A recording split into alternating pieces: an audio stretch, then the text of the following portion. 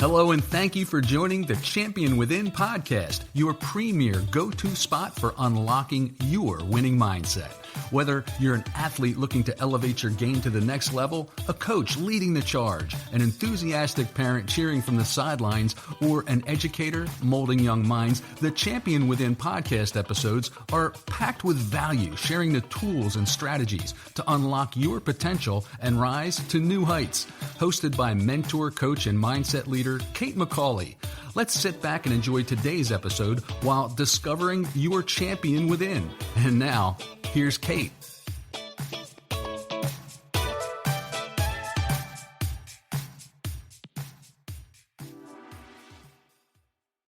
Hey champions, thank you for joining us on the Champion Within podcast. This is your host, Kate McCauley. I'm excited to share my guest with you today. I think Jeff and I are very aligned in a lot of ways, but also he has some experiences that I know nothing about. I know I'm going to learn some things today. You as my listeners are definitely going to learn. Let me just jump right into his bio, and then he's going to tell us a little bit more about what's going on in his world. Jeff Heggie is an entrepreneur, author, and success coach who is dedicated to help individuals achieve their biggest dreams, specializing in mastering the mental game.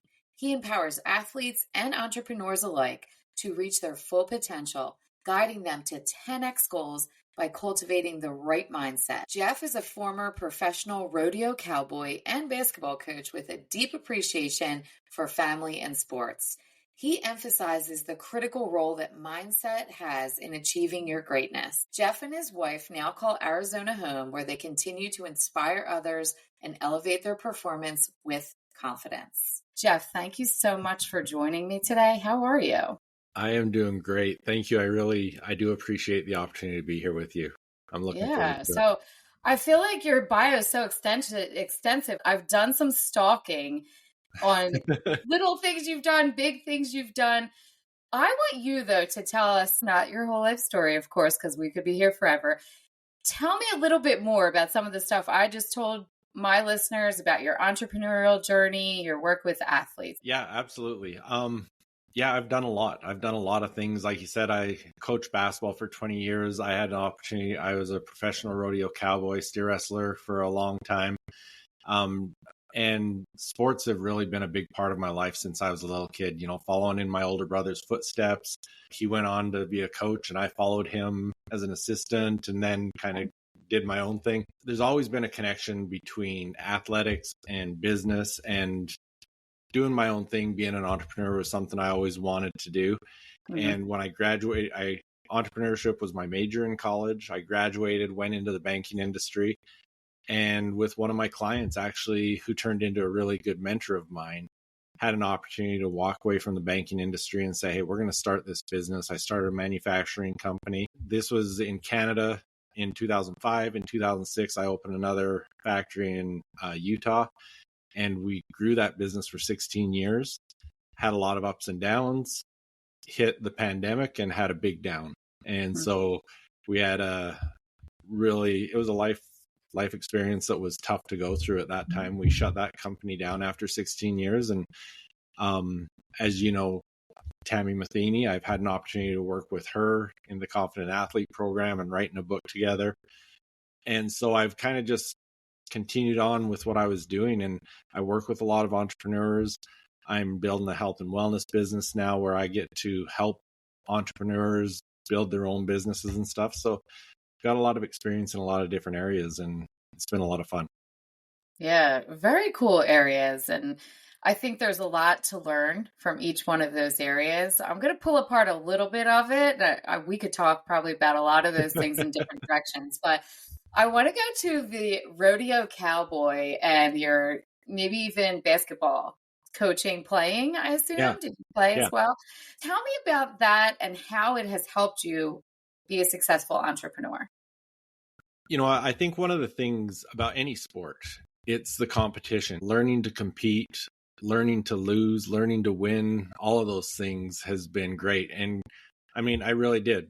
There's me and I've got an older brother and a younger brother who are both athletes, and we just kind of followed in each other's footsteps. And, there's a lot of competition there and stuff, but it was a great learning opportunity to be with them and do those sort of things. And that's kind of what kept me interested in things. My older brother was a great basketball player. And so growing up, what did I want to do? I wanted to be a great basketball player. Okay. And so played basketball. He started rodeoing when he was in college. And so I kind of picked it up when I was in high school still. When I was still in high school, he had started in some events, and he got to the point where he was a steer wrestler. I was a calf roper. And I called him one time and I said, Todd, I want you to teach me how to steer wrestle. And Okay. he said, okay, next time we're going to go practice, you can come out and we can kind of start teaching you the ropes and stuff. And I said, well, I want to know by Friday because I entered a rodeo. Okay. I'm jumping all in. I love that. All right. And so he says, well, let's head into the arena and Right. get going. And so we did. And, first rodeo, I won second at that rodeo. And it was just kind of went from there, and had an opportunity after I got out of high school, had the opportunity to travel with him a bit and stuff. And it was just a lot of fun. But also after high school, I went on in college. I rodeoed as well. I won a few Canadian Intercollegiate Championships in college, but I also started to coach basketball, and it started under him.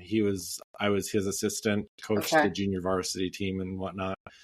And at the time I was in the banking industry, moved to another town close, but we ended up being rivals, coaching against each other. And then, that's kind of cool. Yeah, it was. It was when I was still in Canada. And so we did have the opportunity to play each other in the provincial finals, which is like a state finals type thing. And he definitely destroyed us in that game. I think they beat us. All right, I was hoping you were going to tell me who won.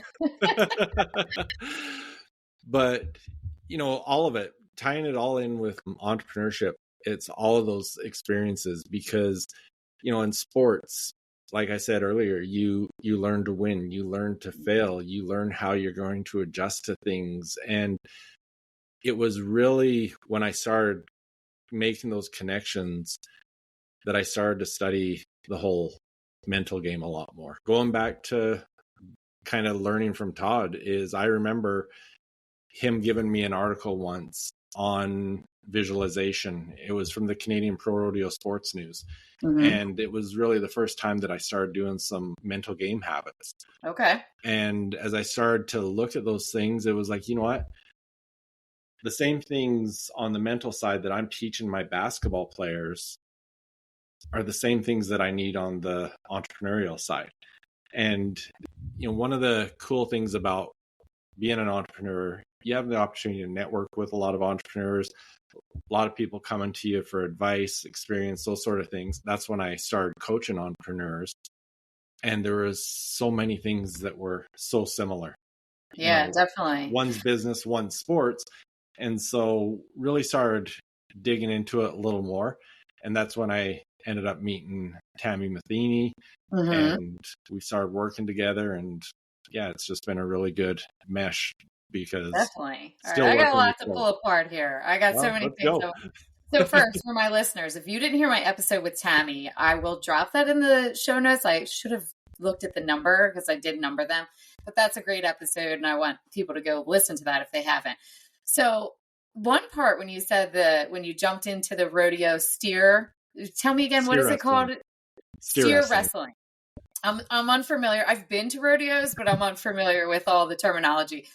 I loved when you said, oh, well, I'm going to do that Friday to your brother, because I feel like me as an entrepreneur, when I left teaching after 20 years and I jumped into my business, there's been a lot of times where I just have to jump in and maybe do it next week or, change something so it aligns with reaching more people that I get to love. So when you said that, I'm like, wow, that to me really aligns with entrepreneurship, because you have to be willing to learn quick and just jump in sometimes. So I wanted to point that out. Well, can I share a little bit more about that? Go ahead. I think he taught me a good lesson on that too. So just to kind of give the listeners a background, what steer wrestling is you're backed in a corner. You've got another guy on the other side that his job is just to ride up on the horse, make sure the steer runs straight. But you nod your head, steer goes out, you're going out there 35 miles an hour, jumping off your horse, grabbing the steer by the horns and wrestling it to the ground. So Okay. you can imagine the adrenaline that's involved there, especially when you've never done it before. Sure. And so when we went into the arena and, he kind of talked me through it, here's what you need to do. And he said, okay, if you don't jump off the first time and if you just ride by because it goes so fast, I understand. And if you do that second time, I understand. But the more you do that, the harder it'll get to make yourself jump off. Right. And so I'll let you ride by 2 times, but the third time I will have a rope around your waist, and whether the steer's there or not, you're coming off. Okay. Yeah. You got to get into it. I love that because that's so true for so many things. The work I do in mindset, and I'm sure you as well.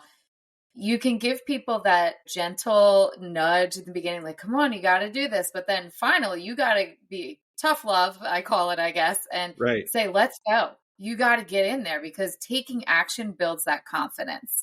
And you're not going to get better at anything, no matter if it's sports, business, life in general, if you don't try.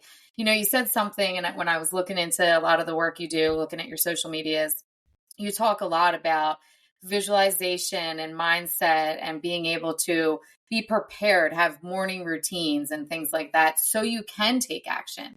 I'm obsessed with visualization. We might talk a little bit more about that, but I want to know, do you do something personally, maybe in the morning or in general with visualization and mindset so you will take action?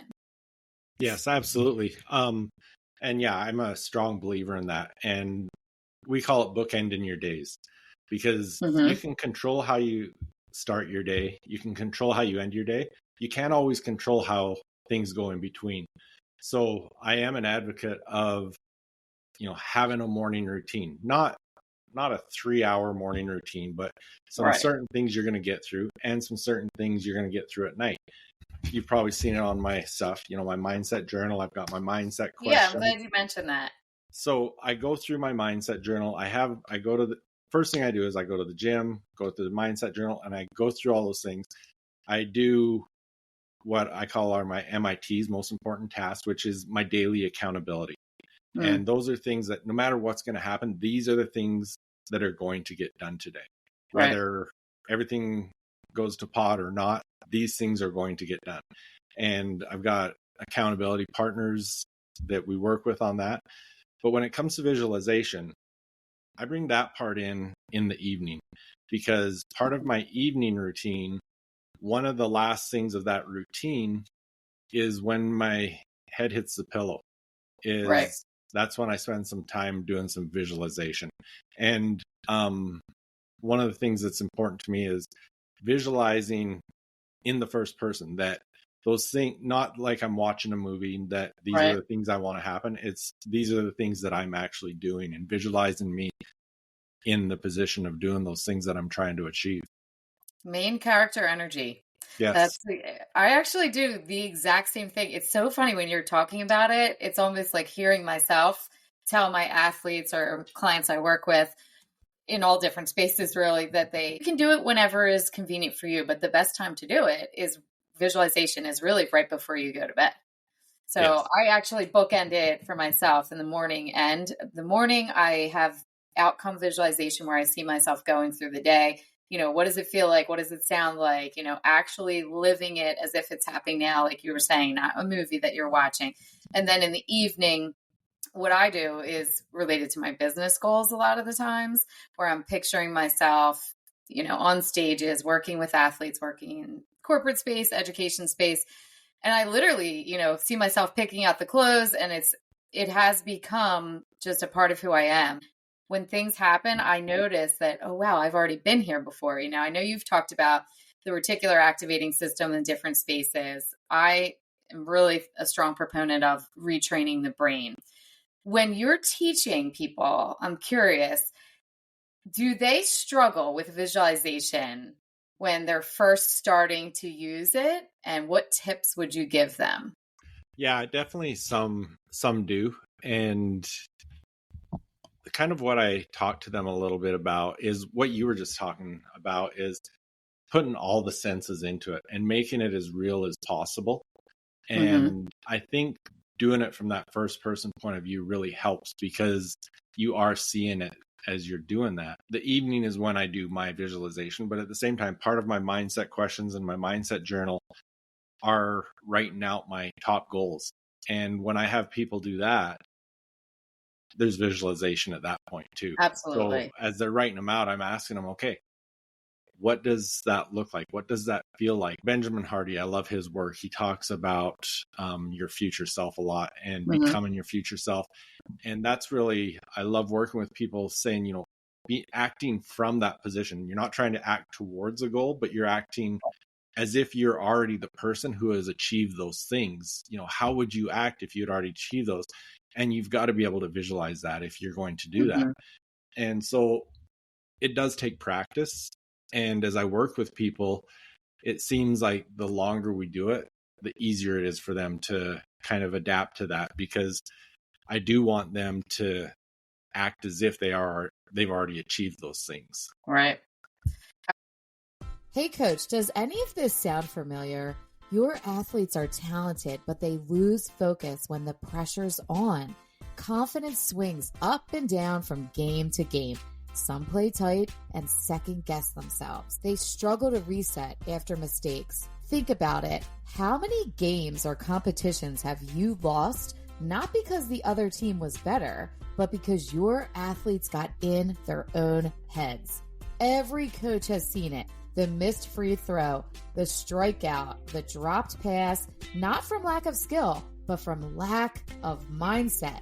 That's why I created the Champion Within programs, to bring tools that will help unlock peak performance for your athletes. It's also why I lead team workshops on visualization, breath work, and mental skills training to take these conversations off the podcast and bring it to your team. I do this in person and virtually. Imagine your athletes learning how to bounce back faster, handle pressure with confidence, and step into the game mentally sharp and ready. That's the difference mindset training makes. If you're ready to give your team that edge, let's talk. Go down to the show notes after this show and set up a call to see how I can help your athletes win from the inside out. I would agree. The more practice, it is a practice, really, visualization. People who are listening right now, you may have heard someone say, I practice visualization. It's not magic beans. You can't do it one time. I will go and do a visualization session, but I'm very clear with them that this is not me coming in and now your team is going to be totally different. The culture and showing up without anxiety and drama. They can do things on their own, or I can come back and we can kind of spiral this learning. I think it's important for people to know that a lot of people want a quick fix in life in general, and visualization, it can be very powerful, even the first time you do it or you're guided through it, but you have to keep practicing it. So I love the fact that you said they write down their goals. You also said something like that is visualization. I think people have this misconception that, like you said, maybe we have to take 3 hours and do something. Absolutely untrue. And you're definitely visualizing every day. When you're having that self-talk run through your brain, if you're writing things down, you're picturing yourself doing something or not doing something. On the flip side of it, it could be holding you back. It's important to work with someone who can push you, kind of pull you off that horse, so to speak, when you're Right. stuck there. So you have that mindset journal, and we'll drop the link. They can buy that, I assume? Yes, the mindset journal, you can get it on Amazon, and we can get you that link, or even just the mindset questions, you can get those for free on my website. Gotcha. Now, you said you meet with people daily. Is that a group that you're working with and they go through the mindset questions? I know you said you do it as well. What does that look like? So that's my accountability coaching. And that part is very simple. The mindset questions, all those things, they do on their own. What we do on the accountability coaching is basically help them with their daily accountability. Mm-hmm. And it's as simple as, this is what I said I was going to do yesterday. I did it. And this is what I'm going to do today. Gotcha. And it's just that daily accountability, because it's really easy. Because, the last question of my morning mindset questions is, what is the one thing I will commit to do today that'll get me closer to my bigger goals? It's easy for me to write that and have excuses at the end of the day why I didn't do that Sure. one thing. But Yep. let me give you an example. So my accountability coach was Bart Miller, and the first time I joined his accountability coaching, I went on there, and it was at 6 a.m. and I said, here's the things I'm going to do today that I'm accountable for. Well, my day completely went a different direction. Sure. Sideways. Yeah, well, and not in a bad way. I got so much done that day, but it was nothing like I thought it was going to be. Gotcha. And at the end of the day, I was like, you know what? I didn't do any of those things I told Bart I was going to do, but man, I had a productive day. And then I got thinking about it. I'm like, you know what? I'm not going to get on that call at 6 a.m. and say, I didn't do one of those things. Well, welcome to accountability coaching. Right. And so I got it done. And that's the difference about having an accountability coach or partner, or someone that is going to hold you accountable every single day. I'm so glad you brought that up, because accountability is really the missing piece for so many people. You need someone where I don't want to say that you feel guilty, but there is this level of guilt that, we're checking in with each other. I don't want to let them down, let myself down. And then it becomes a habit that you just start doing those things. I've done the same when I've grown my business, and when I work with, it doesn't really matter if it's corporate space or my athletes. A lot of times I'll give them a challenge. For example, I had a cheerleading team do a 30-day visualization challenge. We had been doing it, and very short, 3 minutes. All they had to do was send me a message on Instagram saying, this is what I did. Some of them would give me details. Some of them didn't do it at all. And I know that when I go to the workshop or sessions with them, which is coming up soon, that some of them are going to be like, oh, I didn't do it. But the ones who have done it and checked in, they kept doing it. And if somebody forgot, I would say, all right, you know what? I'm glad you're back checking in, because you got to be gentle with yourself, but also, that person is there keeping you accountable. And it's just that little voice in the back of your head saying, Jeff or Kate is going to check in with me. I need to do this. And that is how you get closer to your goals. If you want to be successful, whether it's visualization or whatever, I think that it's important to have somebody that is checking the box with you. Now, would you say that when you're keeping people accountable, that the majority of the time they're honest and they're saying, I have some clients who I think I'm like, are you telling me the truth? Because some of them are very honest, like, Kate, I did this or I didn't. And other ones I'm like, I don't know. Yeah. How's that go? You definitely get those feelings. I'm hoping they're all honest, but the reality is some of them I think are stretching it. But for the most part, because a lot of my accountability coaching I've done on the calls and stuff like that. I've got one group that we do it through a daily text thread, but I've moved because I've got a training program that helps people create their morning routine and accountability and all that. Those ones all come to me through a form online, because they listen to the coaching and then they fill out the daily accountability and it comes to me. Gotcha. And it's interesting, the people that stick to it. That one specifically, it's called the 4-week win challenge. It's a 4-week program, and some of them, they start off perfect, right? And all of a sudden, I have a day that I don't get their daily accountability, and so I'll send them a message, and they get back into it the next day or whatever. But then some of them, by the end of the 4 weeks, they've quit, and the goals that they established at the beginning, they're no closer. But just the ones that just have that daily accountability, where they're just, it doesn't have to be a big thing that they're trying to achieve. It's just every day I'm biting off a piece of that elephant, and it's amazing the difference it makes. It is. And, I think people, when I'm saying, there's this guilt to check in, there's also a side of it, which I have seen with people, where they feel guilty that they haven't. And then you get into this snowball, I guess, of, I missed a day. Now I missed another day. I'm done with that. I'm quitting. Yeah. And really, if you want to reach your goals, you've talked about this in some places on social media, different podcasts I've heard you on, that you need to have a why.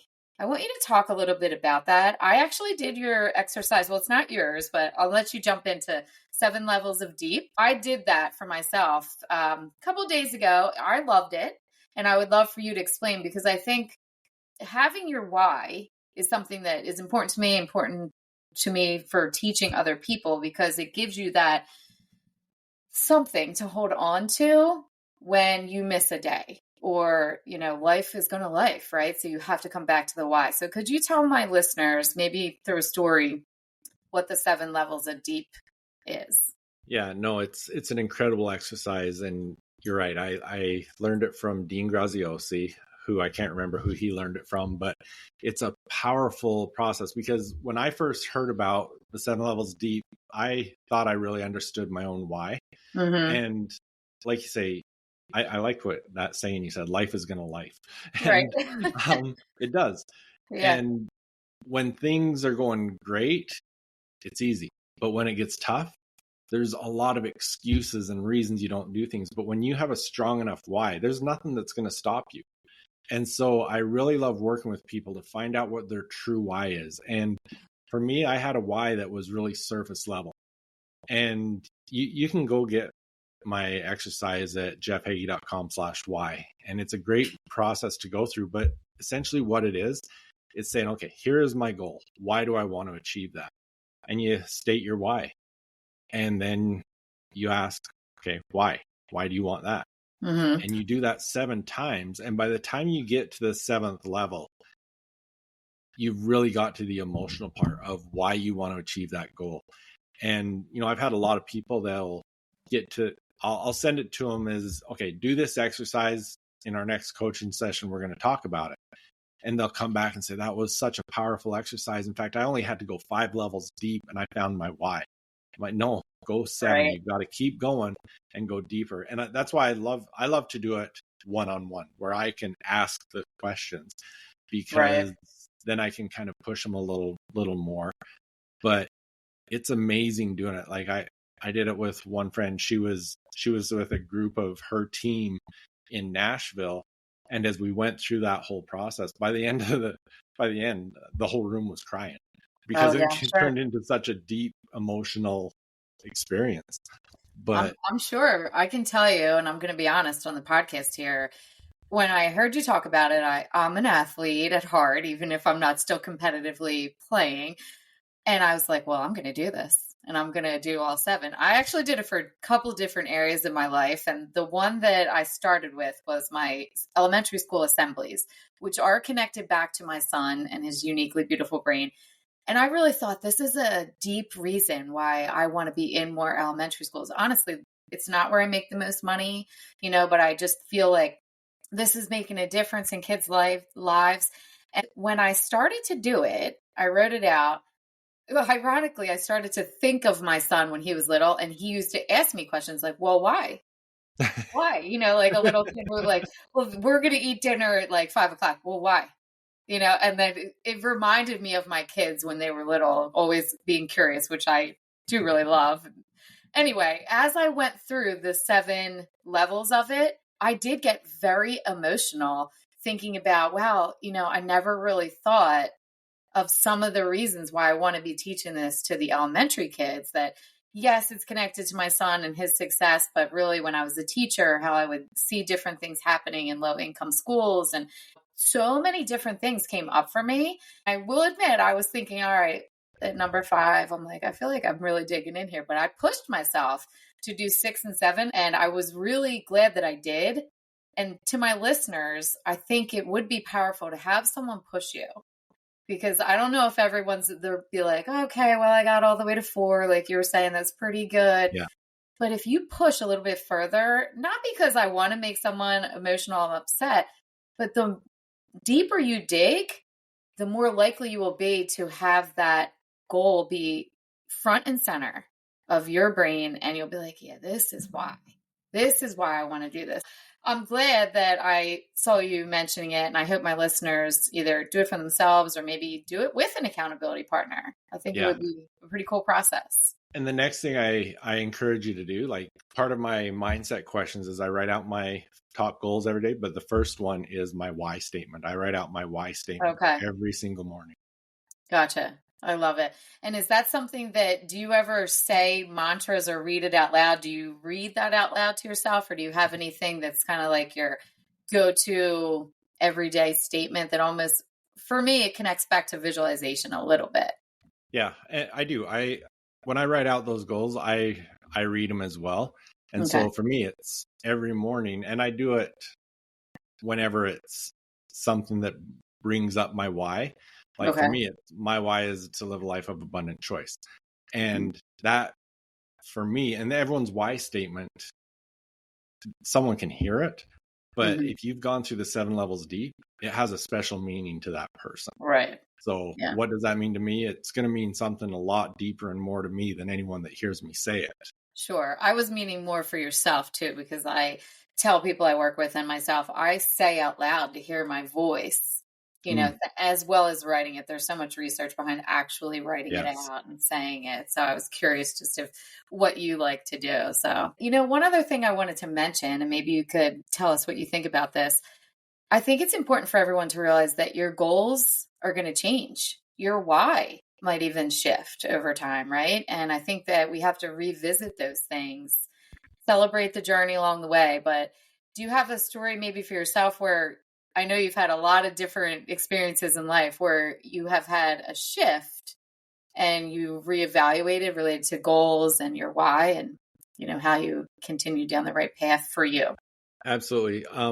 The 7 levels deep process, I tell people they should do it every 6 months Oh, because okay. Good it tip. does change. Your why statement will change. It might not change a lot or it might change significantly, but Mhm. life keeps going, right? Sure. So one of the things I love about the mindset journal and writing down your goals every day is because especially people that really are achievement focused and goal oriented, Hmm. it's like the horizon. As we get closer to it, we keep pushing it further out. So Right. as there's so many times that I'll tell someone, okay, let's go back to your goals that you were writing out every single day 6 months ago. And what were they? Mm, And so often they'll go back and read them and they'll be like, oh, I've achieved those. right. And so that's what, you said, achieving the victories along the way, because it's so easy to keep pushing that goal out there and putting a bigger goal out there, but not taking the time to celebrate what you've actually achieved. So I love going back and saying, okay, what were your goals 6 months ago? How have they changed? Have you achieved them? And just really taking a look at it and seeing where you're at Right. and having a bit of a celebration, because, people can be so tough on themselves about reaching that goal and not even realizing that the goals they had a year ago or 6 months ago, they're living that dream now. Right. I ask people sometimes, and I don't want to say it happens more for women, but I've noticed it when I'm in groups speaking with women. When was the last time you celebrated yourself? And a lot of people openly will say, and they're very honest, I have no idea. I have no idea the last time I celebrated myself, because they maybe aren't writing down goals, or they're not looking at what's stacking up and getting them to where they are today. And when you take that time to reflect, one, it's powerful and it reminds you that you're on the right path to where you want to go. So much of our thoughts are negative. If you look at the research there's so many studies that show that 7 positives to outweigh 1 negative, and all the negatives that are floating through your brain, that can become the story that your brain keeps telling you, and you don't notice all of the things. I mean, myself, when I'm busy with my business and I think, oh, really, I don't know if I want to keep doing this, because it'd be easier to work for someone else. And then someone will say to me, but you've done this, this, this, and this. And I'm like, yeah, you're right. And it reminds me to reflect and go back. But I think a lot of people, from my own personal experience, when I'm in workshops and, even working one-to-one, they don't take the time to celebrate themselves. Is that something that is a part of your mindset journal, or that you do to make sure that you acknowledge the growth? It is, because you're right. It's it's easy not to celebrate your own wins, and it's easy to look at yourself as I'm not doing enough, especially when you keep moving that horizon further out. And so taking time to reflect on that. But one, my very, very first mindset question is, what are you grateful for today? And I think gratitude is one of the biggest things that we need to start with. And, if we really focus on it, we all can be grateful for something. And I think that can really give us an opportunity to reflect on ourselves, reflect on, it doesn't have to be a big win. Very true. Take a look at some of those small wins you've had, because it's a lot easier to reach some big goals when those daily wins start adding up. Jeff, you and I really are aligned in many ways. I start my day with 3 gratitude statements. And for me, it's just bulleted in a journal that I have in my room, pen next to the bed and everything. And then I have, when I'm pointing, for those who are listening, in my office here at my standing desk. I have another desk here. I have another journal for gratitude that is related specifically to my business, because I truly believe when you focus on gratitude, you have more to be grateful for. I love how you just told everyone, I want to remind them, it doesn't have to be some big thing. Sometimes for me, the morning one could simply be coffee. Sometimes it's a little deeper. I'll say, I loved watching my daughter run track yesterday. It could be so many different things. And same with my business. This morning, one of them was, I have a podcast, and it wasn't real big or anything, but a lot of people don't have podcasts, so I'm like, I'm grateful that I can actually do this and I keep showing up. So I think it's definitely very important that you focus on gratitude, and that could be a way where you celebrate a little bit those things, where you're grateful and you're like, oh, you know what? I did do this. So you're noticing. I know that if I miss the gratitude journal because let's say someone was sick or something happened in the morning that was crazy, I will notice then midway through the day, oh, I didn't write that down. Just like those accountability partners, if you forget to check in, it's okay. You could go back and do it, or do it tomorrow and come back to that. I love that. I really, really, gratitude is huge for me. Everyone I work with pretty much knows that because I'm always talking about it. Would you say that for you as an entrepreneur, and when you're thinking about working with athletes, that there's something that is the most tough subject that people deal with, dealing with failure or navigating their own inner self-doubt? A lot of the athletes have anxiety towards just performance. Do you notice anything that's almost a trend with the people you work with? Yeah. And a lot of them kind of stack on each other. And, because I had one in mind and then you said anxiety. I'm like, yeah, I have one. But right. This could be a podcast episode on its own, but I would say failure, because it's hard. It is. My experience, I ran a business for 16 years. I loved what I was doing. I had put my whole life into this thing, and all of a sudden it was out of my hands and done. Right. And I had taught, you teach entrepreneurs, fail fast, fail forward, sure. All those things. Failure is going to happen. It's inevitable. Right. And all of a sudden it was me. And I've never gone through such a hard period in my life. And it became such an emotional thing too, because it was pride. It was, financial. It was mental. It was so many things. And I just wanted to curl up in a ball and go hide. Yeah, exactly. And it was a lot harder than I ever thought it would be. And, the other part was, as an entrepreneur, failure is going to happen at points at different degrees. And it's like, you bounce back, right? Mm-hmm. The bounce back didn't happen. It was like, I hit rock bottom and kept trying to dig. Okay. All right. And so, I love how you're being so honest here, because I think that people can relate, even if they don't own a business. Well, and you know what? It was actually sitting right here one day where it was kind of my epiphany that changed everything.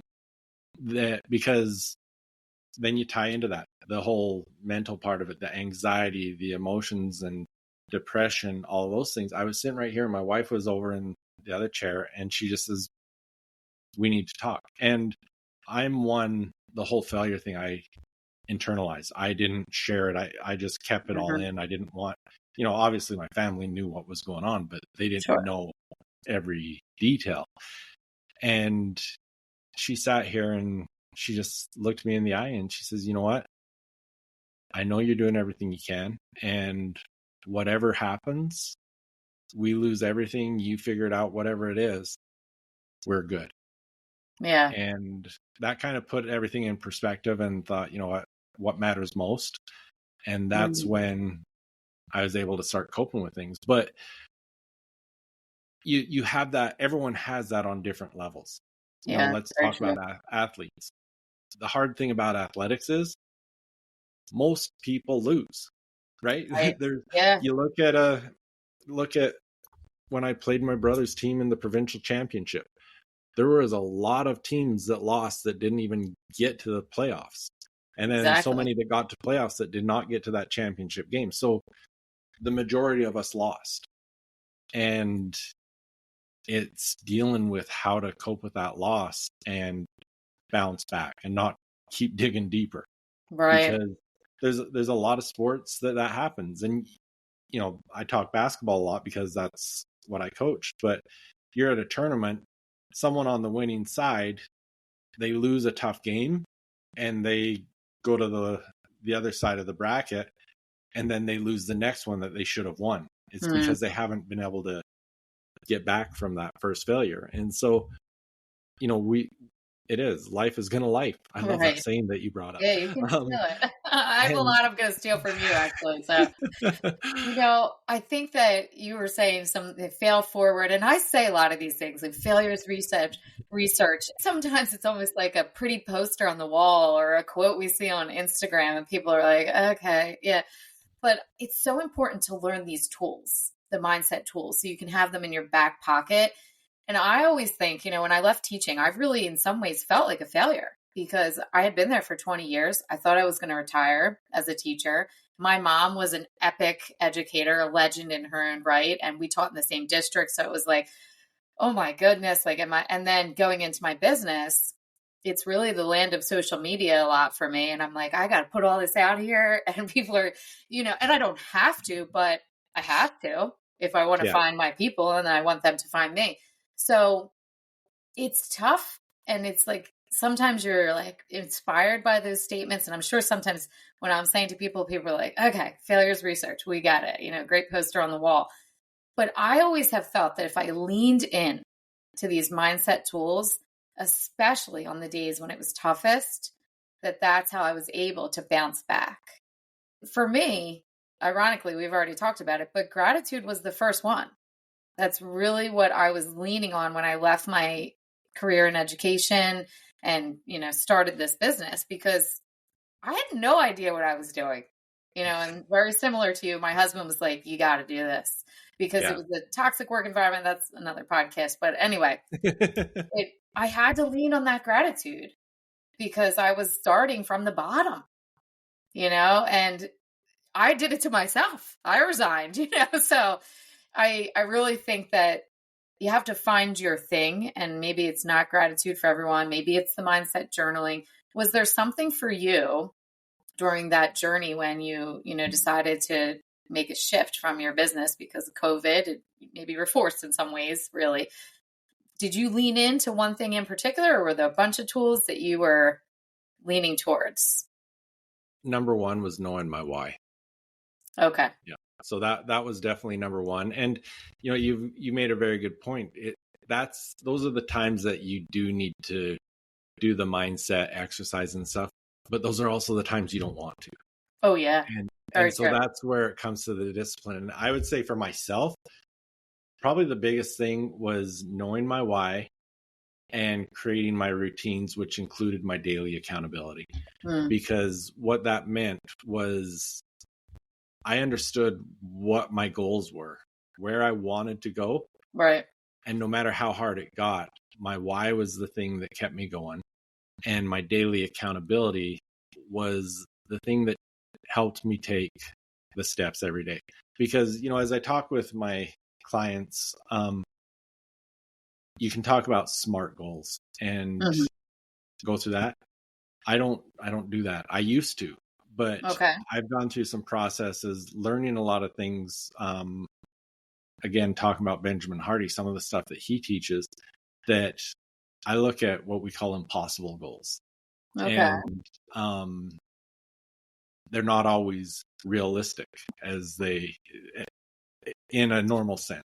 Okay. And if you look at how we set goals, looking at a goal where you want to be a year from now, it might be so enormous. It's like, Right. okay, like I can't do anything. But when you take daily accountability, by the end of the week, you can say, oh, okay, those daily actions made me achieve my weekly goal. And as you look at it bigger, oh, those weekly goals made me achieve my monthly goal. Mm-hmm. Oh, those monthly goals made me achieve that big goal that I thought was impossible. Very true. I say to a corporate client group that I work with every week, I'm constantly saying 1% better, 1% better. Yeah. And, they'll spit it back to me, but I do use SMART goals as a teacher. I feel like that was like banged into our brain. So I do teach people how to use that. But in addition, that they need accountability, that they need to be coming back and celebrating themselves.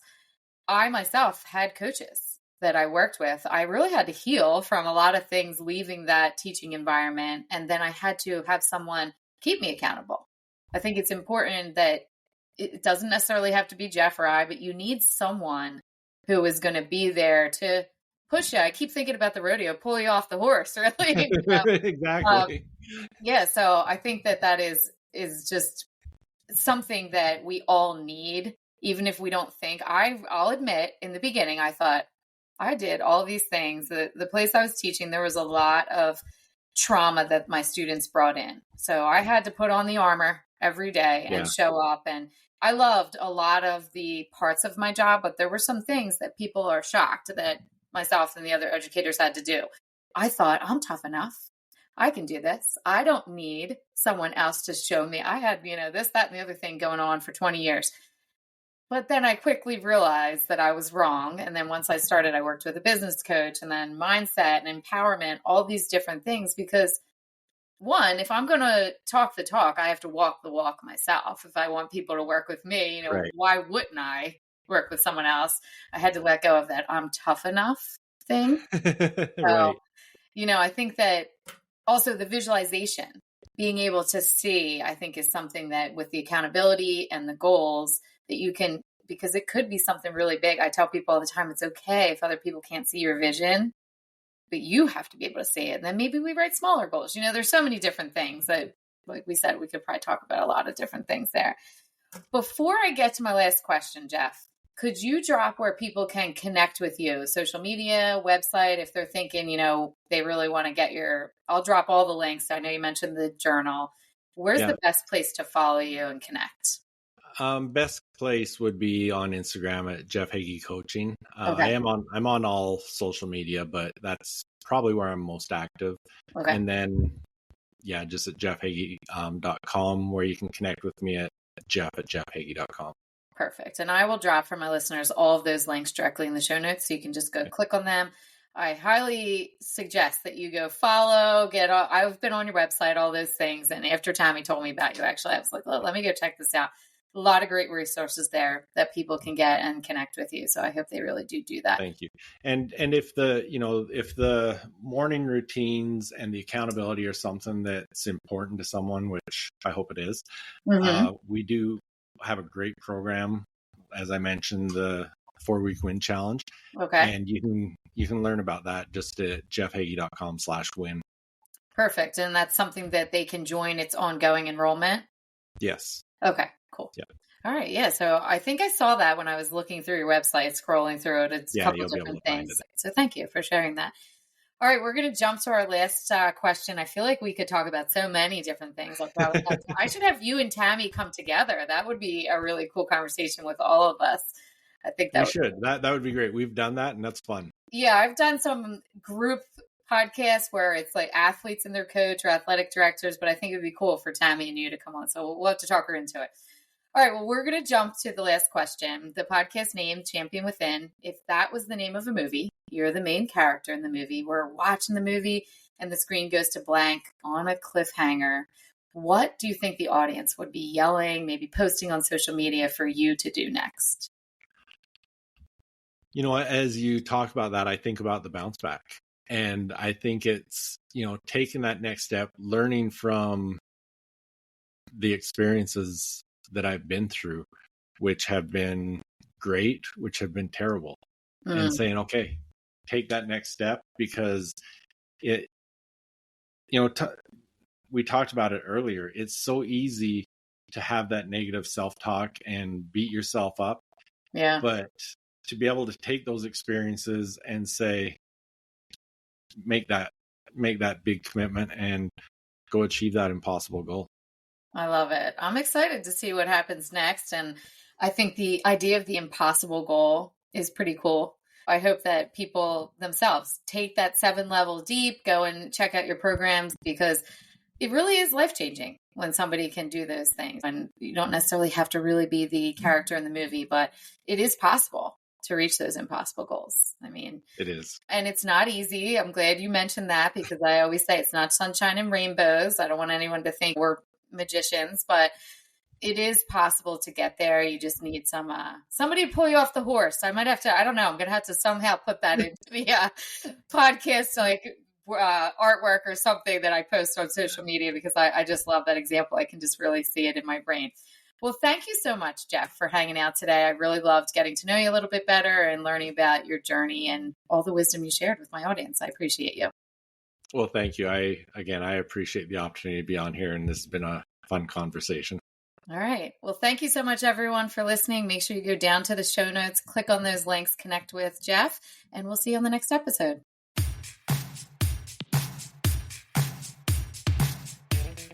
Thank you for hanging out with Kate today. And whether you're going to coach, teach, cheer from the sidelines, or hitting the field yourself, remember, mindset is everything.